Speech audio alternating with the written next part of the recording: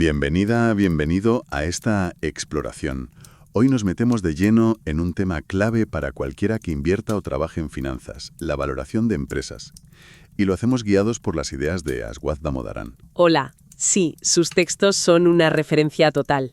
Y nuestra misión hoy es intentar destilar lo esencial, entender cómo se estima el valor de un negocio y por qué este proceso, que a veces parece una caja negra, es tan importante. Exacto. A ver, la valoración puede asustar un poco con tanto modelo y hoja de cálculo, ¿verdad? Sí, un poco sí. Pero en el fondo lo que busca es algo lógico. Conectar lo que hace una empresa, cómo crece, cuánto arriesga, qué caja genera, con una estimación de su valor, digamos, intrínseco. Entendido. Hoy veremos las herramientas principales para hacer esto y, bueno, algunos debates interesantes que siempre surgen. Por ejemplo, ¿hace falta que los mercados sean ineficientes para que valorar tenga sentido? Ah, buen punto. ¿Y qué dice Damodaran? Que no necesariamente. Pues sugiere que no hace falta una ineficiencia total, no. Basta con que, con el tiempo, los precios tiendan a acercarse a ese valor fundamental que calculamos. Vale, interesante punto de partida. Pues vamos a ello. Empecemos por lo más básico.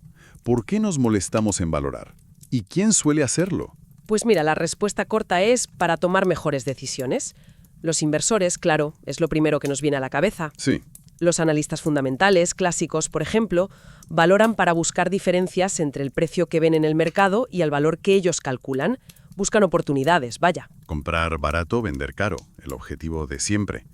Y luego están esos inversores tipo Warren Buffett, que Damodaran llama compradores de franquicias. Su enfoque es un poco distinto, ¿no? Sí, es diferente.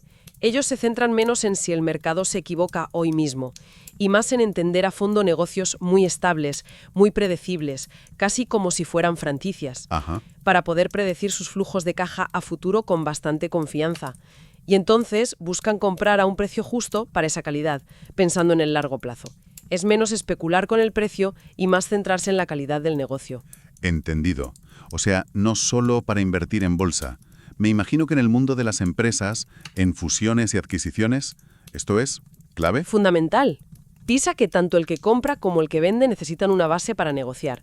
O sea, ¿cuánto vale de verdad la empresa que se vende? Claro. Y ahí entra también la famosa sinergia, ¿no? Ese supuesto valor extra que se crea al juntar las dos empresas. Que suena muy bien en la teoría. Suena genial, pero la práctica demuestra que conseguir esas sinergias de verdad es complicado y muchas veces pues, se acaba pagando de más por ellas. Ya.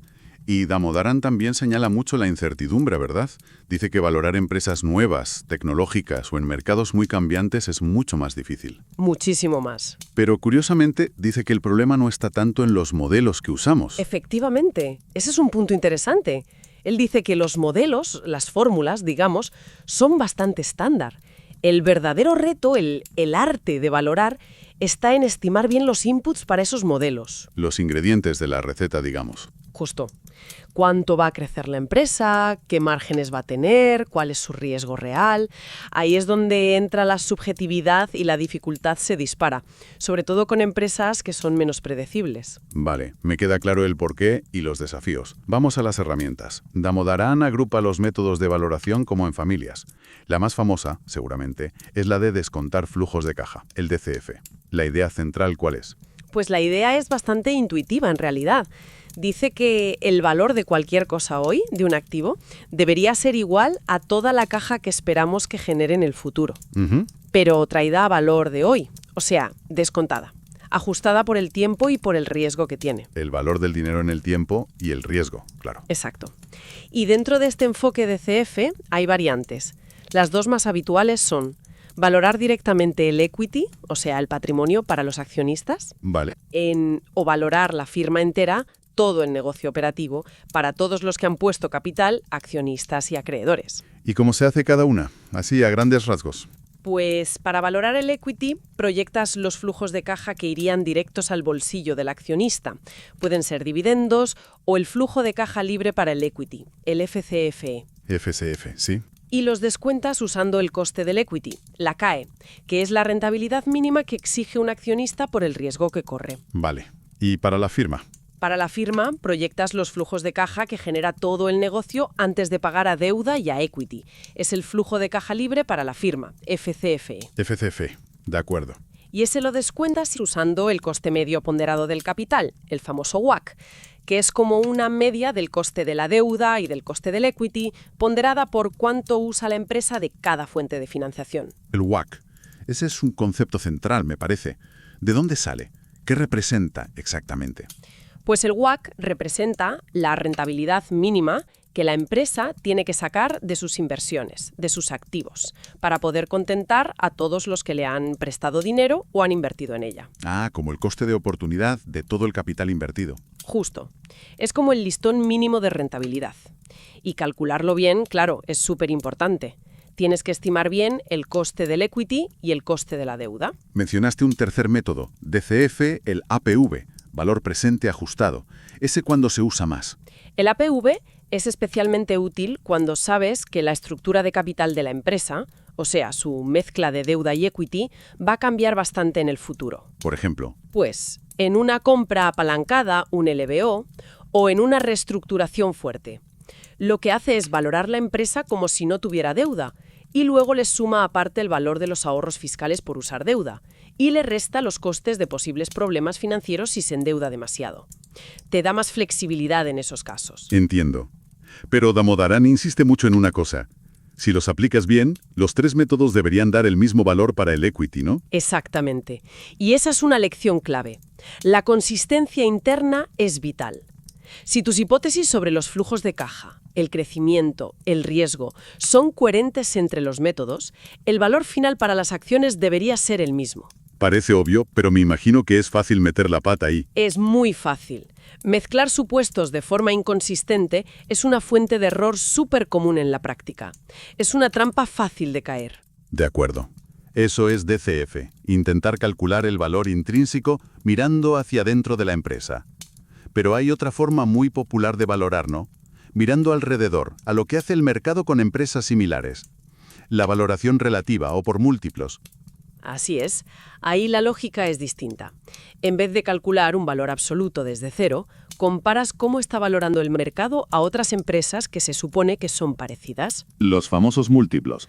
Eso es, usas ratios como el PER, precio-beneficio, el precio-valor contable, PBC o el EBITDAT, y comparas el de tu empresa con los de un grupo de comparables. Suena más sencillo, la verdad. Quizás. Demasiado sencillo. Me pregunto si no es muy difícil encontrar empresas que sean de verdad comparables. Has dado en el clavo. Ese es el talón de Aquiles de este método. Encontrar empresas que sean realmente comparables en crecimiento futuro, en riesgo, en calidad de beneficios. Es muy complicado. Claro. Y además, siempre hay diferencias. Así que tienes que intentar ajustar por ellas. Y claro, es muy fácil caer en la tentación de elegir los comparables o el múltiplo que te da el resultado que buscas, ¿sabes? La famosa valoración a la carta. Un poco sí. A diferencia del DCF, donde las hipótesis las pones tú explícitamente, aunque sean difíciles de estimar, en la valoración relativa, las hipótesis de por qué una empresa merece un múltiplo u otro a menudo están escondidas, son implícitas. Hay que ser muy riguroso para no autoengañarse. Entendido. DCF exige hipótesis explícitas sobre el futuro, relativa exige comparaciones rigurosas y entender qué hay detrás de los múltiplos. Mencionas también brevemente la valoración basada en activos y la valoración por opciones. Esta última suena intrigante. Sí, la valoración de opciones o contingent claims es fascinante. Y no es solo para opciones financieras de bolsa, ¿eh? Ah, ¿no? No. Se usa para valorar activos cuyo valor depende mucho de que ocurra algo en el futuro, algo incierto. Piensa, por ejemplo, en una patente farmacéutica que aún no se comercializa. ¿Vale? O una reserva de petróleo que aún no se ha empezado a extraer. O incluso la opción estratégica que tiene una empresa de ampliar una fábrica si la demanda sube o de abandonar un proyecto si va mal. Todo eso tiene características de opcionalidad. Entiendo. Es valorar la flexibilidad, la decisión futura. Exacto. Y modelos como el de Black-Scholes, adaptados, claro, ayudan a ponerle un número a esa flexibilidad, a esa dependencia de un evento futuro. Es una perspectiva muy potente. Muy interesante, sí. Vale, tenemos las herramientas principales. Pero como decíamos al principio, la clave del asunto está en los inputs, en los ingredientes que metemos en estas recetas. Hablemos de los más críticos. Empecemos por el crecimiento. ¿Cómo estimamos cuánto va a crecer una empresa? Sí, pues Damodaran nos advierte. Mirar solo el crecimiento histórico puede ser engañoso, sobre todo si ha sido muy volátil o si la empresa está cambiando mucho. ¿Y las previsiones de los analistas de bolsa? Pueden ser útiles a corto plazo, para los próximos trimestres quizás, pero a largo plazo, 3-5 años, su fiabilidad baja bastante. Y además, a menudo tienen sesgos, tienden a ser un poco optimistas. Entonces, ¿cuál es el enfoque que él considera más sólido? El enfoque fundamental. Este es otro concepto clave de Damodaran. Consiste en atar el crecimiento a dos cosas muy concretas. ¿Cuánto reinvierte la empresa en su negocio? Ajá. ¿Y qué rentabilidad saca de esa reinversión? Para el beneficio operativo, por ejemplo, la fórmula es crecimiento igual a tasa de reinversión por retorno sobre el capital, ROC. Claro. No puedes crecer si no inviertes, y cuánto creces depende de lo bien que inviertas. Exactamente. No puedes crecer de forma sostenible si no reinviertes parte de tus beneficios, y la calidad de ese crecimiento depende de si esas reinversiones generan una buena rentabilidad, un ROC alto. Eso conecta directamente la estrategia de la empresa con su valoración. No es solo un número de crecimiento abstracto. Me parece crucial eso. La calidad del crecimiento importa tanto o más que la cantidad. Totalmente. Crecer mucho invirtiendo en proyectos que rinden menos que tu coste de capital, en realidad estás destruyendo valor, aunque la cifra de beneficio suba. Es un punto fundamental. Vale. Pasemos al otro gran pilar, riesgo y tasas de descuento. Para descontar los flujos del equity, el FCE, necesitamos el coste del equity, K. El modelo más usado es el KPM. Tasa sin riesgo plus beta prima de riesgo de mercado. Hablemos de la beta. ¿Qué es exactamente y cómo se estima? La beta mide cuánto se mueve una acción en relación al mercado en general. Mide su riesgo sistemático, el que no puedes eliminar diversificando. El riesgo de mercado. Eso es.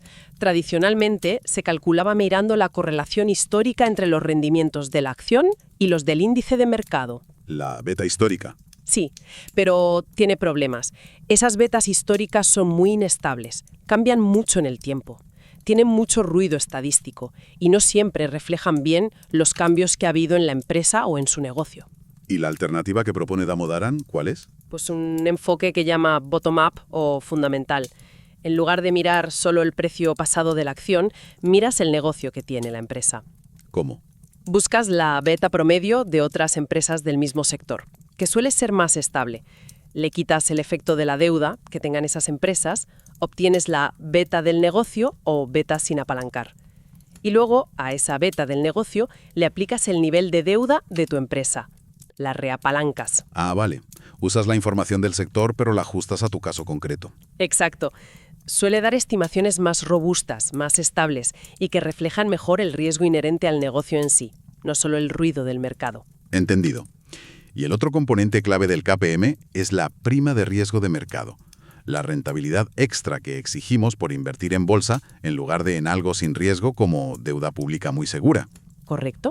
Y estimar esto es otro de los grandes debates en finanzas. Se puede mirar la historia.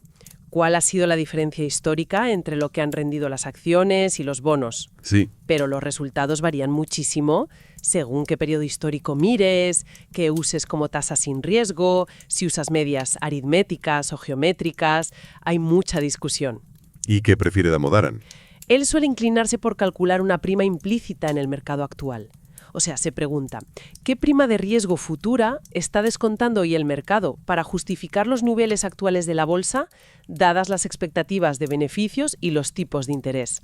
Es una estimación que mira más hacia adelante. Más prospectiva, vale. Y ojo, para valorar empresas en mercados emergentes, a esta prima general hay que añadirle una prima específica por el riesgo país. Entendido.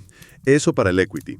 Y para la deuda, el coste de la deuda, KD, es más fácil. Es algo más directo, sí. Es básicamente el tipo de interés que la empresa tendría que pagar hoy si saliera a pedir prestado de nuevo, teniendo en cuenta su riesgo de crédito, su rating. ¿Y si no tiene rating? Pues se le puede estimar un rating sintético basándose en sus ratios financieros, como la cobertura de intereses. Y un punto súper importante. Como los intereses de la deuda suelen ser fiscalmente deducibles... El escudo fiscal. Exacto. El coste efectivo de la deuda para la empresa es menor. Se calcula como KD 1 menos tasa impositiva marginal. Vale. Y combinando ese coste de la deuda después de impuestos con el coste del equity, ponderando por cuánto pesa cada uno, llegamos al WACC que usábamos para descontar el FCFF. Perfecto. Eso es. Otro input que me parece crítico en el DCF es el valor terminal.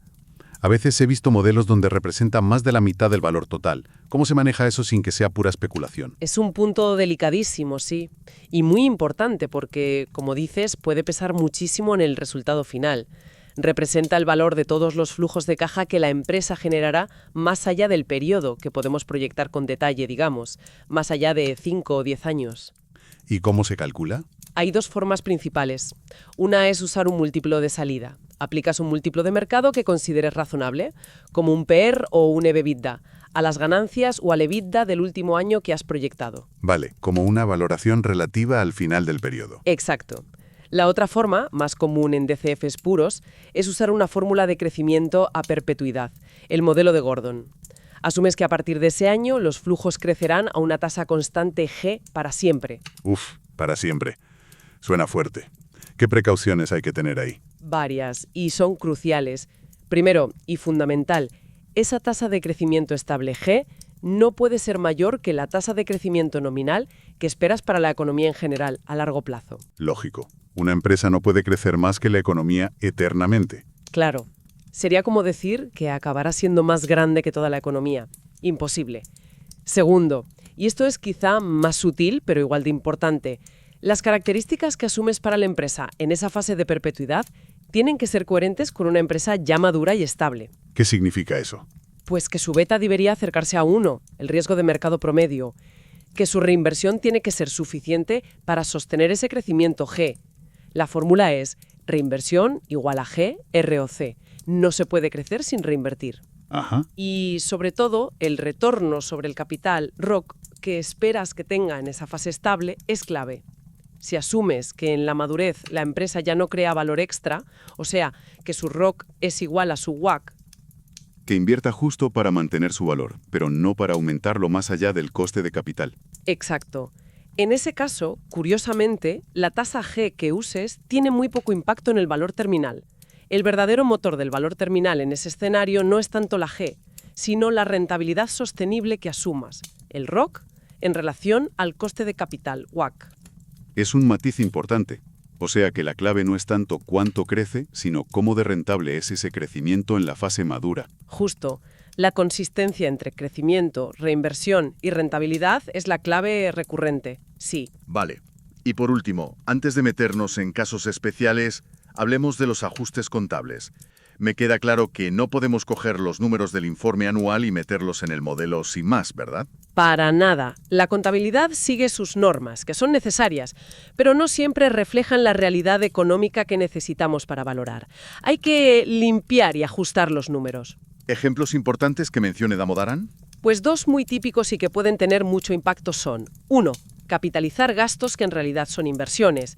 El ejemplo clásico es el I+B, investigación y desarrollo. Que contablemente se suele llevar a gasto del año. Sí, pero económicamente es una inversión clarísima para generar beneficios futuros.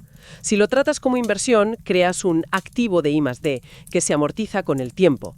Eso te cambia el beneficio operativo, el capital invertido que calculas y, por tanto, la reinversión y el ROC. Entiendo. Y cambia bastante la foto del rendimiento. Mucho. Lo mismo puede pasar con grandes campañas de marketing para captar clientes en ciertas empresas como tecnológicas o de suscripción. Y el segundo ajuste muy común es el de los arrendamientos operativos, los alquileres a largo plazo. Que antes de las nuevas normas contables, muchos no aparecían en el balance como deuda. Exacto. Pues hay que estimar el valor presente de esos pagos futuros de alquiler y tratarlos como si fueran deuda financiera. Eso aumenta a la deuda que consideras, aumenta el capital invertido y también cambia el beneficio operativo, porque quitas el gasto en alquiler y añades una depreciación del activo arrendado y un interés implícito. Son ajustes que requieren trabajo, pero que parecen necesarios para tener una visión económica real. Totalmente. Son clave para comparar bien empresas y para que los modelos reflejen mejor la realidad. Vale, pues con estas herramientas y consideraciones sobre los inputs y ajustes, veamos muy rápido cómo se aplican en algunos contextos más específicos. Por ejemplo, bancos o aseguradoras. Son un mundo aparte, ¿no? Uf, sí. Ahí la cosa cambia mucho. Para empezar, la deuda para ellos no es financiación, como en una empresa normal. Es su materia prima, lo que compran y venden. Claro. Y la regulación es súper estricta y define mucho su negocio, sobre todo los ratios de capital mínimo que tienen que cumplir. Por eso, intentar usar un DCF estándar valorando la firma con el WACC es muy, muy complicado y poco útil. Entonces, ¿qué se hace? Es mucho mejor valorar directamente el equity. Puedes usar el modelo de dividendos o un FCFE, pero ajustado por las necesidades de capital regulatorio que tienen que mantener. Y los múltiplos que más se usan son el precio-valor contable, PBC, y se analiza mucho su relación con el ROE, retorno sobre el equity. Hay que mirar con lupa las provisiones para pérdidas y cómo les afecta el riesgo regulatorio. Entendido. ¿Y qué pasa si una empresa pierde dinero? ¿Le ponemos valor cero y ya está? No, hombre, no necesariamente. Depende mucho de por qué pierde dinero. Si son pérdidas temporales, por ejemplo, una empresa cíclica en un mal año, pues intentas normalizar los beneficios, usar una media de ciclo o algo así. Vale. Pero si las pérdidas son más estructurales, por ejemplo, una startup que está quemando un montón de dinero para crecer muy rápido o una empresa muy, muy endeudada al borde de problemas, ahí la cosa se complica más. ¿Cómo valoras una startup que pierde dinero pero tiene potencial? Pues ahí el valor está casi todo en el futuro, en las expectativas. Tienes que centrarte en proyectar cómo van a crecer los ingresos. ¿Cuándo esperas que los márgenes se vuelvan positivos y a qué nivel llegarán? ¿Cuánta reinversión necesitará para ese crecimiento? Y, muy importante, ¿qué probabilidad hay de que la empresa sobreviva? Suena a valoración con muchísima incertidumbre. Muchísima. El riesgo es altísimo. Ahí quizás tienes que usar árboles de decisión, escenarios o valorar la empresa más como una opción. ¿Y para las empresas muy endeudadas, con riesgo de quiebra? Si el riesgo de quiebra es inminente, a lo mejor tienes que mirar el valor de liquidación. ¿Cuánto sacarías vendiendo los activos? O, como decíamos, valorar las acciones, el equity, como una opción call sobre los activos de la empresa. Los accionistas solo recibirán algo si el valor de la empresa supera la deuda. ¿Vale? Una perspectiva interesante. Y si no hay riesgo inminente, pero sí está claro que tiene demasiada deuda y eso le perjudica, puedes usar un DCF, pero asumiendo que la estructura de capital va a mejorar con el tiempo o usar el método APOV que comentamos antes. Vale. Y volviendo un momento a las adquisiciones. Antes mencionamos las sinergias. ¿Cómo se intenta valorar el famoso premio por control o esas sinergias? Pues Damodaran propone un proceso. Primero, valoras la empresa objetivo tal como está, status quo. Ok.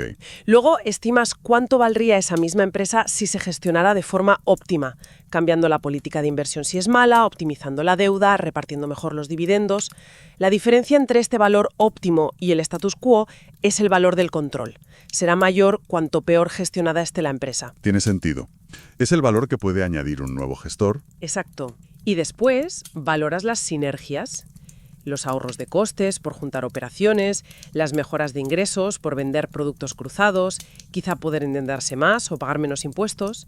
Vale. El precio máximo que debería pagar el comprador sería valor status quo más valor del control, si lo hay, más valor de las sinergias. Suena lógico en la teoría. Sí, pero como decíamos antes, la evidencia empírica sugiere que capturar de verdad ese valor del control y, sobre todo, las sinergias es mucho más fácil decirlo que hacerlo. Y a menudo los compradores se dejan llevar por el optimismo y pagan demasiado. Ya veo. Bueno, ha sido una inmersión densa, pero muy clarificadora en este mundo de la valoración según Damodaran. Me queda la idea de que es una mezcla de ciencia, por los modelos, y de arte, por el juicio necesario para los inputs. Totalmente. Los modelos te dan la estructura, el marco, pero el buen juicio sobre las hipótesis, entender el negocio, el sector, la competencia y ser internamente consistente, eso es lo fundamental. No es solo el número final. Para nada. El objetivo no debería ser solo llegar a una cifra mágica, sino entender qué palancas mueven ese valor. ¿Qué pasa si el crecimiento no es el esperado? ¿O si los márgenes caen? ¿O si suben los tipos de interés? La valoración es en realidad un proceso dinámico para entender una empresa y sus riesgos. No es una foto fija. Y eso nos lleva quizás a una reflexión final para quienes nos escuchan. Si aceptamos que la incertidumbre es inevitable, que los inputs son difíciles de clavar y que nuestros propios sesgos pueden colarse, ¿Cuánta fe deberíamos poner en esa cifra final que sale de la hoja de cálculo? Buena pregunta. ¿O es más útil ver todo este proceso como una forma de refinar continuamente nuestro entendimiento de un negocio y de poner a prueba una y otra vez nuestras propias ideas y creencias sobre su futuro? Yo creo que has dado en el clavo. Es una pregunta excelente para cerrar. Quizás la mayor lección de todo esto no sea encontrar el precio correcto, que igual ni existe, sino desarrollar un marco de pensamiento crítico sobre el valor, sobre qué lo impulsa, y estar siempre preparados para ajustar nuestras ideas a medida que la realidad cambia o aprendemos más. La humildad intelectual es probablemente la herramienta más valiosa para cualquiera que intente valorar algo.